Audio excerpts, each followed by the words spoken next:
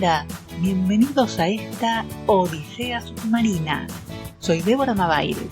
Me escapé de las redes y vengo a proponerte que dejemos un ratito la orilla y vayamos a recorrer el mar de la información. Justo ahí donde todo es un poco más turbio y los tiburones acechan. A lo largo de estas odiseas submarinas recorrimos algunos lugares tenebrosos de nuestra historia. Encontramos perlitas, cadenas que unían esos personajes y hechos que parecían sueltos. Tu ayuda fue fundamental para que yo pudiera investigar.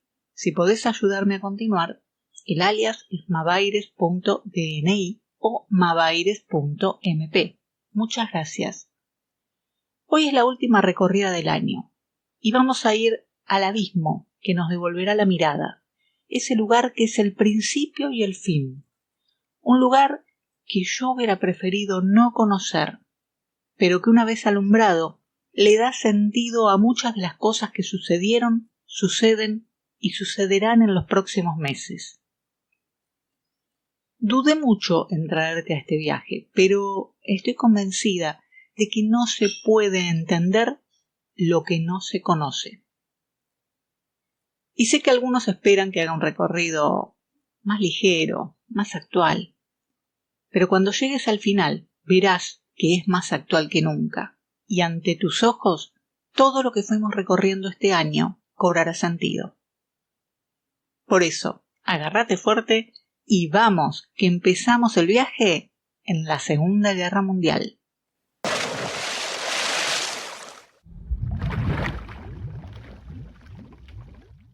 Cuando los ejércitos de Hitler invadieron Yugoslavia en abril de 1941, dividieron al país y crearon el Estado independiente croata. Pusieron al mando a Ante Pavelić, cuya ferocidad dividió a la sociedad. Unos croatas pasaron a la clandestinidad y se incorporaron a la resistencia encabezada por Josip Tito. Otros se convirtieron en funcionarios y agentes del Führer local. Entre los funcionarios del Ministerio del Interior estaba Mile Ravlic, un joven del Partido Campesino Croata, una organización de extrema derecha. Ravlic fue asignado al servicio secreto Ustacha y en 2 años obtuvo el grado de capitán y se destacó como oficial del Departamento de Inspección, los que guiaban a las tropas de la SS alemana y la Gestapo en la persecución de los yugoslavos de la resistencia. Ravlic colaboró con el general Luburić, el responsable de todos los campos de concentración en Croacia, y participó en las matanzas perpetradas en la ciudad de Sinj, en donde él había cursado la secundaria. También participó en la ejecución de rehenes en la época en que los ustachas decidieron fusilar a 100 personas por cada uno de sus miembros ultimados por la resistencia. Mile Ravlic tenía apenas 23 años de edad.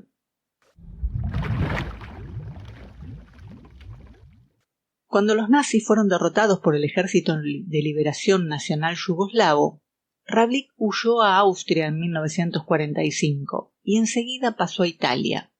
En la localidad de Trieste se presentó a las autoridades de ocupación norteamericanas.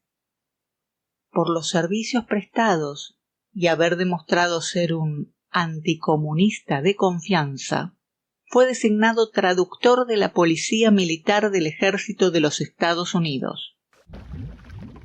Gracias a la Comisión Pontificia de Asistencia, un organismo del Vaticano que protegía y reubicaba a los refugiados y emigrados de posguerra, Ravlic consiguió una nueva identidad, un pasaporte y una visa para la Argentina. Ya en Buenos Aires, Ravlic se suma a Ante Pavelić y a los 8 de los 11 ministros de su gabinete. Juntos trabajaron activamente en la organización secreta terrorista para desestabilizar Yugoslavia. El plan se llevó adelante en distintos lugares de Latinoamérica, coordinando la organización política y comunitaria de los refugiados, y obviamente también la de los ustachas. En Argentina, fundó el Hogar Croata en la capital federal, en la calle Salta, el 2100. Con los frailes ustachas franciscanos armaron el Centro Croata Espiritual y una escuela de la comunidad en Morón. Políticamente, fundan el partido forjador del Estado croata y el Movimiento de Liberación Croata. Como verás, todo estaba previsto: el espíritu, el futuro político y la organización paramilitar. Pero todo eso cuesta dinero. Así que ahí aparece un viejo conocido de estas odiseas, Ivo Rožnica, el criminal de guerra, al que las autoridades de Zagreb vinculan con la desaparición de las reservas de oro de la ciudad cuando huyó amparado por Gran Bretaña. El dinero fugado de Croacia es el que se usó para las organizaciones clandestinas de las células anticomunistas dispersadas por Latinoamérica.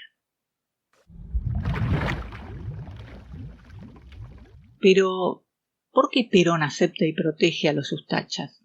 Imagínate el mundo de posguerra. Europa destruida, Asia en serios problemas.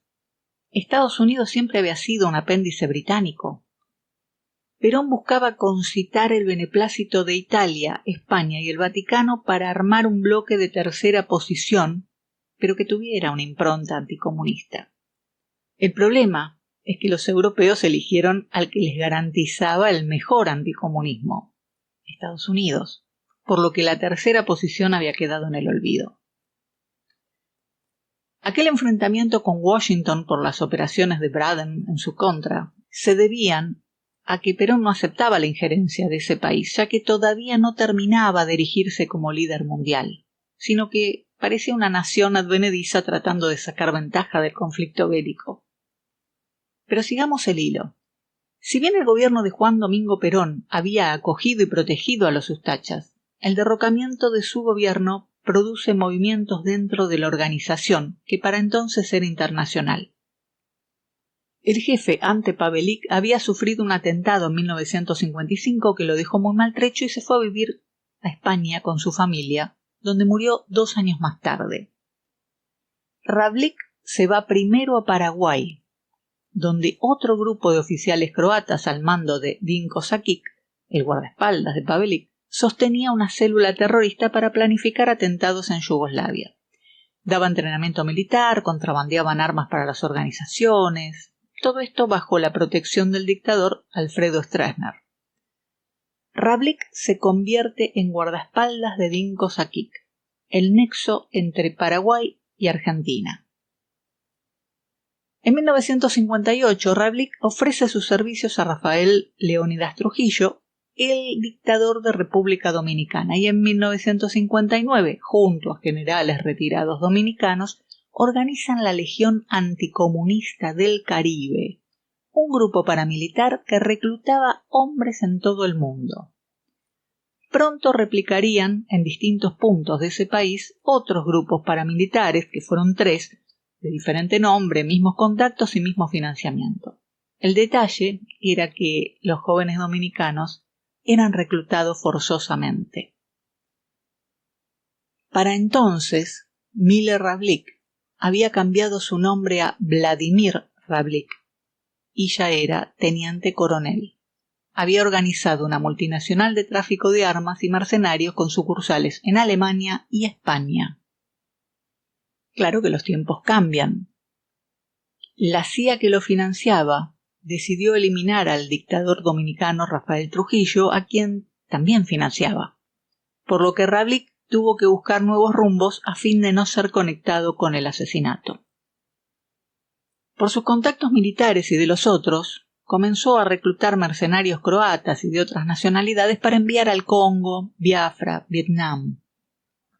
Su próspero negocio de guerra sucia lo obliga a radicarse en España.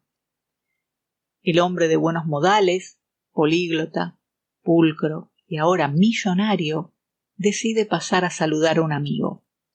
Y así es como, una tarde cualquiera de 1960, toca el timbre en Puerta de Hierro para tomarse un café con Juan Domingo Perón. Es anunciado como Milo de Bogetich, el nombre con el que se había refugiado en Argentina. Pero vamos más profundo. Luego del derrocamiento de su gobierno, el general Perón se asila por un mes en Paraguay, donde fue recibido por Alfredo Stroessner. Pero el asedio permanente y los rumores acerca de un operativo comando del ejército argentino para secuestrarlo lo obligan a desplazarse a fin de evitarle perjuicios a su hospedador. Perón viaja entonces a Venezuela y al cabo de un tiempo conoce los planes de sus enemigos argentinos a través de un sicario que se hacía llamar Jack. Él dijo llegar desde Tánger, Marruecos, y que lo habían contratado para asesinar a Perón por la suma de $5.000. El hombre les comunicó a él y a su secretario: mato a cualquiera menos al general Perón, y se lo vengo a decir a usted, para que esté prevenido. Quieren matarlo. Si era cierto o no, nadie lo sabe. Lo que era real es que el 25 de mayo de 1957 una bomba explotó el automóvil Opel que usaba Perón, quien, en ese momento no se encontraba en su interior. De la investigación se desprendió que había participado el embajador argentino en Venezuela, Carlos Toranzo Montero, quien obviamente fue echado de ese país. A su regreso a la Argentina, Toranzo Montero, que era militar, empieza una furibunda cacería contra peronistas y lo que él llama comunistas. Trae oficiales franceses para entrenar a los militares argentinos en técnicas de contrainsurgencia y torturas. Los militares estudiantes practicaron con el pueblo. En 1958, Perón parte hacia República Dominicana y se quedaría allí un tiempo, en la misma República Dominicana donde su amigo Ravlik estaba organizando la Legión Anticomunista del Caribe para Rafael Trujillo. 4 meses después, en mayo de 1958, Toranzo Montero fue premiado por el gobierno argentino enviándolo de viaje. ¿A dónde?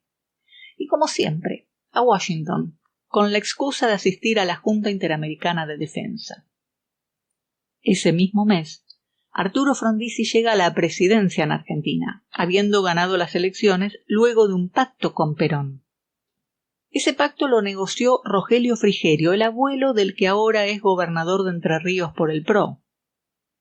En ese pacto, luego de recibir $85.000, usó el dedo mágico y le sugirió a los argentinos votar en contra de Balbín y apoyar a Frondizi. Claro, la traición no tardó mucho en llegar.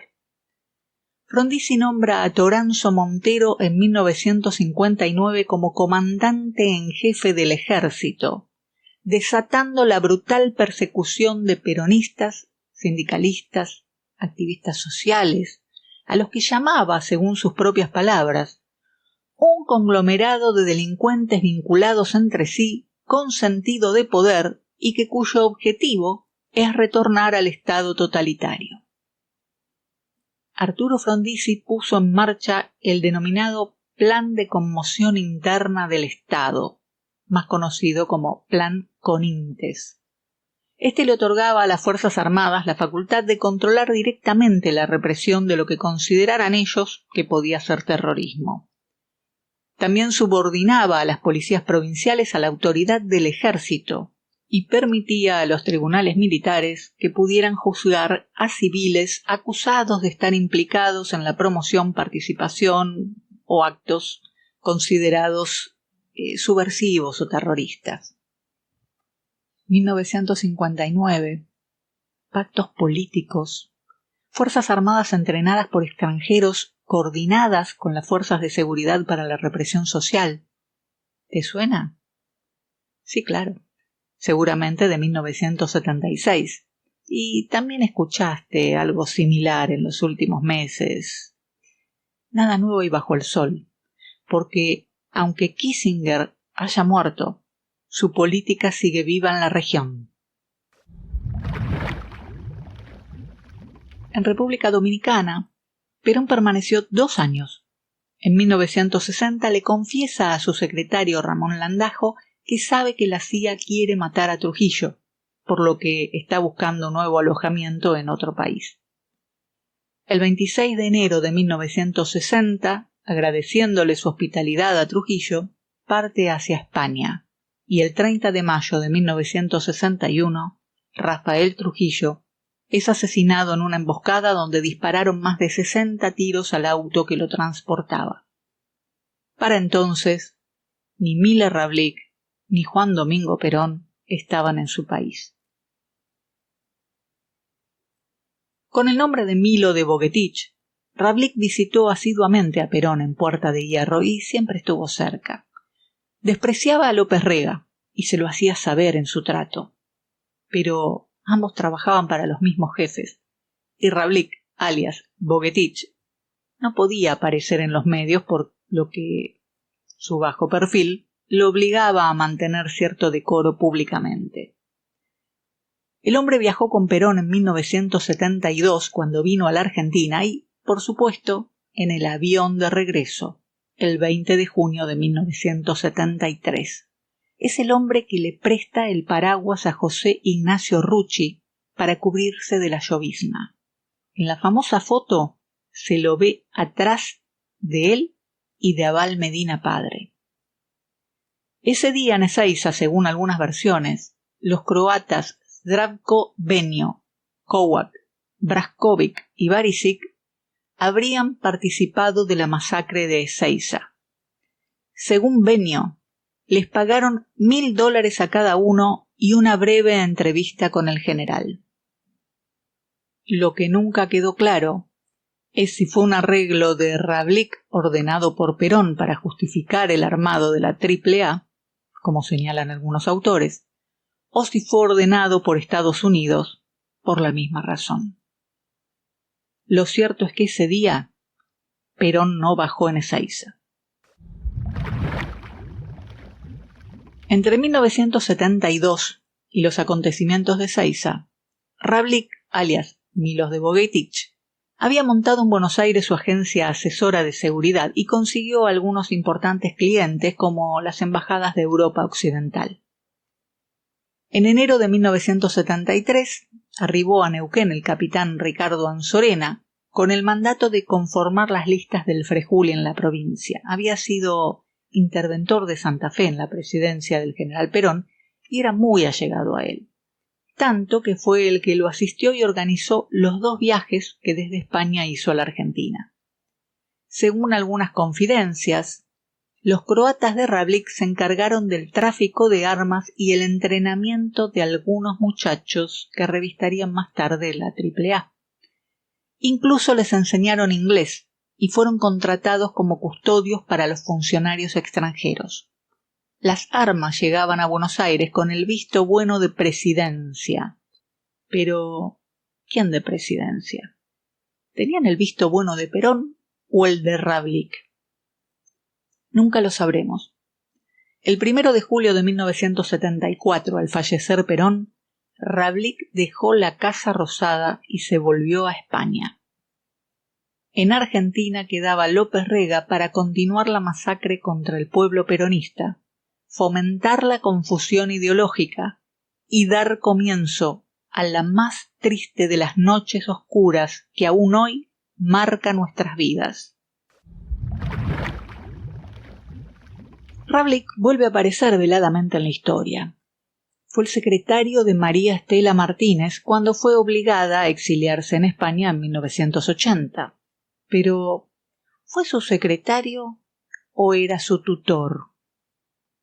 Porque ella volvió al país en 1983, donde como presidenta del PJ firma el Acta de Coincidencias para estabilizar el proceso de transición democrática, acta que fue firmada por 16 partidos políticos y lo rechazaron el Partido Intransigente, la UCD y el Partido Comunista. Luego de eso, Isabelita no volvería a participar de la política argentina. Miller Havlík, en cambio, sigamos, o mejor dicho, síganme, no los voy a defraudar. Con esta frase se lanzó la campaña presidencial de Carlos Menem. Cuentan que el riojano intentó hablar con María Estela Martínez en España para que lo bendijera, pero solo logró hablar con Havlík. Las rosas que dejó para ella en manos de Havlík terminaron al pie de un árbol en la calle Moreto de Madrid. ¿Se negó a recibirlo o nunca se enteró de su visita? Tampoco lo sabremos. Pero durante la campaña presidencial de 1989, en Hurlingham, en el Colegio de la Colectividad Croata, el Instituto Cardenal Stepinac, Menem hizo pública la relación entre Ante Pavelić y Perón. Cantó loas a la comunidad croata, quienes, evidentemente, le brindaron su apoyo. ¿De qué otra manera se explicaría, sino el nombramiento del financista de la organización ilegal croata Ivo Rožnica como asesor presidencial? En 1991, el presidente de Croacia, Franjo Tuđman, nombró embajador en Argentina al criminal de guerra Ivo Rožnica, y Menem aceptó su placet. Fue el escándalo internacional lo que hizo que quedara como un agregado de negocios en la embajada croata. Rožnica haría lo que mejor sabía hacer: lavar dinero y traficar armas. Menem había firmado 3 decretos secretos para venderles armas a Panamá y Venezuela. Como te dije, desde 1947 en ambos países tenían células croatas instaladas allí. Pero las 6.500 toneladas de armamento terminaron en Croacia y en Ecuador, que tenían un embargo de la ONU que los inhibía de comprar armas. Dinko Šakić, el jefe de Mile Ravlic, intentó conseguir armas del Estado argentino mucho antes de la guerra de Yugoslavia, e incluso antes de la caída del muro de Berlín. En 1986 intentó reunirse con el entonces ministro de Defensa de Raúl Alfonsín, Raúl Borrás, con el fin de comprar armas para financiar la resistencia croata en el exilio. Lo que sí está probado por la justicia argentina es que en 1990 Šakić se había reunido con González de la Vega, miembro de la cúpula de la Dirección de Fabricaciones Militares, para conseguir armas para Croacia. Por este delito, una veintena de personas fueron acusadas, entre ellas Carlos Menem, que murió sentenciado a 7 años de prisión, pero jamás llegó a cumplirlos, ya que fue rescatado dándole fueros. Murió como senador nacional, gracias a que lo incluyeron en una lista electoral, aunque su mente estaba más perdida que la Atlántida. En un reportaje concedido a la revista croata Magazine en 1992, Šakić reconoció haber tenido fluidas relaciones con Eduardo Menem, quien fuera presidente de la Cámara de Senadores durante el menemismo. Tengo amigos influyentes en Argentina, especialmente en el ejército. Tengo muy buenas conexiones en el Congreso y conozco senadores influyentes. Mi amigo personal es el presidente de la Comisión de Relaciones Exteriores, y él ayudó a que Croacia fuera reconocida. Eduardo Menem es el padre de Martín Menem, el que a partir del 10 de diciembre presidirá la Cámara de Diputados de la Nación. Cuando estalló el escándalo por el tráfico de armas, Šakić fue convenientemente expuesto por Telenoche Investiga como ex criminal de guerra. El 10 de abril de 1998, tan solo 5 días después de la emisión del reportaje, la Embajada de Croacia en la Argentina pedía su extradición con el fin de llevarlo a juicio por los crímenes cometidos. Y apenas 2 meses más tarde, el 15 de junio, dejaba la Argentina con destino a Zagreb.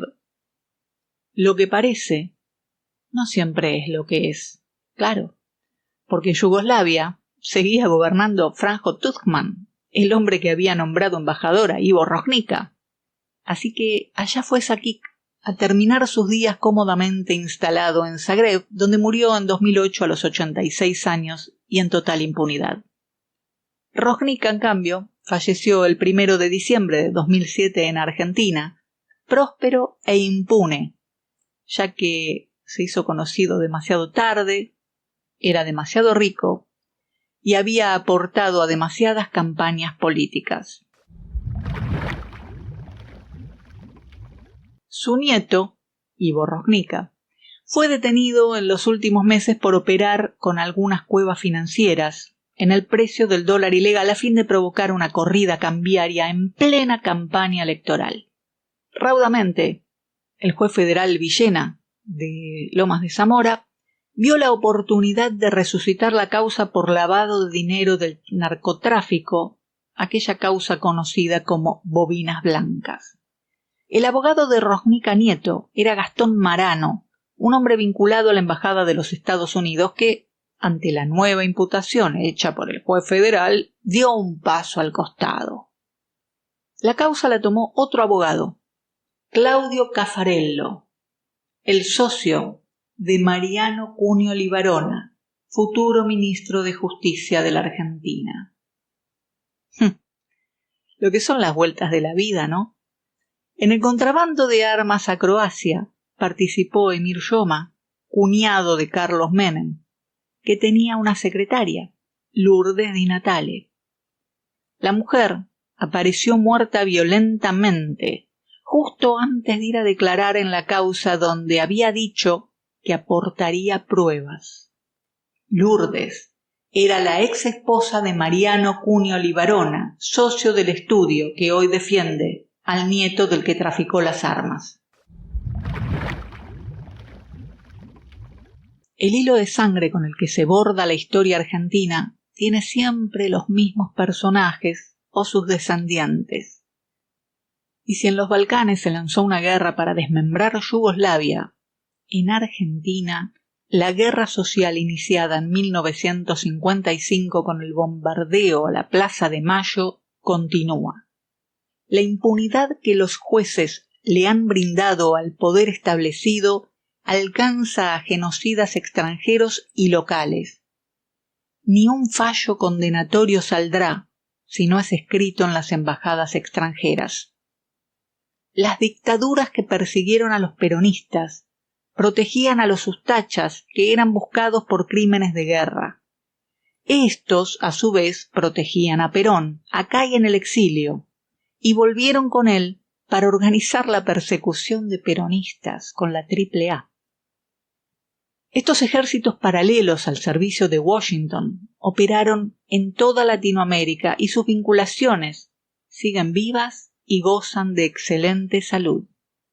Operaciones mediáticas, paramilitares, tráfico de armas, lavado de dinero, asesinatos políticos, persecuciones. Todo se repite una y otra vez. Hemos tolerado hasta lo indecible, como la voladura del arsenal de fabricaciones militares en Río Tercero para encubrir el tráfico de armas de los ustachas a Croacia y Ecuador. 8 muertos, cientos de heridos en un bombardeo donde un pueblo entero quedó atrapado e inerme en una guerra lejana y ajena. Y como parte del encubrimiento, toleramos también el asesinato de testigos. Y todo sigue impune, repitiéndose las caras, los apellidos, los jueces, los fiscales, los hechos. Se han derramado ríos de sangre de los argentinos, que ven tejer la trama de la historia con sus propias vísceras para que un grupúsculo se enriquezca. Hoy ya sabes un poco más. Odisea Submarina te llevó a todos aquellos lugares que no quieren que mires, pero alguna vez debemos madurar y dejar de comer este pastiche inmundo con el que nos atragantan desde los medios de manipulación, para dar paso al pensamiento crítico. Porque no hay bandos. Estamos siendo atacados por los mismos de siempre. Voy a investigar un poco algunos temas y prepararme para el próximo año, que, sin dudas, será movidito. Me gustó mucho tu compañía y agradezco muchísimo la colaboración de aquellos que me acompañaron. Estos viajes hubieran sido imposibles sin tu ayuda. Espero que empieces lo mejor posible el 2024 y reencontrarte el próximo año. Hoy me despido de esta Odisea Submarina.